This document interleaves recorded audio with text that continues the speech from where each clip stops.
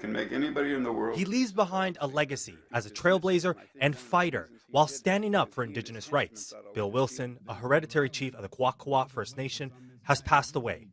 Last night on X, his daughter, Sane Wilson, was surrounded by loved ones. Jody Wilson, a former federal justice minister and attorney general, says that her father's life was one of leadership and that he strived for change, which he did. Both of whom, Mr. Prime Minister.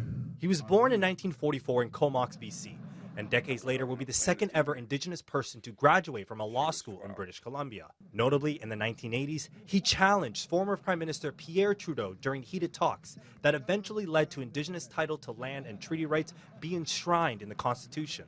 She was absolutely brilliant. I mean, she broke. Wilson spoke highly of his daughters and even said they both wanted to be the leaders of this country. I have two children in Vancouver Island, both of whom, for some misguided reason, say they want to be a lawyer. Both of whom want to be the Prime Minister. I face each day as it comes. His daughters inherited her father's drive to serve and spirit for change. I come from a long line of matriarchs, and I'm a truth teller, in accordance with the laws and traditions of our big house. She resigned in 2019 following a political scandal involving an engineering company and Trudeau's government. And she was paying tribute to her mother and to her grandmother, after whom she is partially named. Her grandmother gave her a very prestigious name in our culture.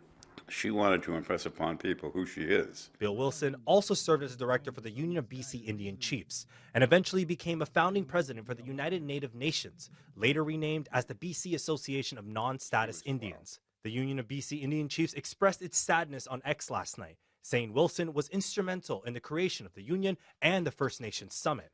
Mr. Chairman, the cause of death has not been released. Wilson is survived by his wife, daughters, and grandchildren. He was 80 years old.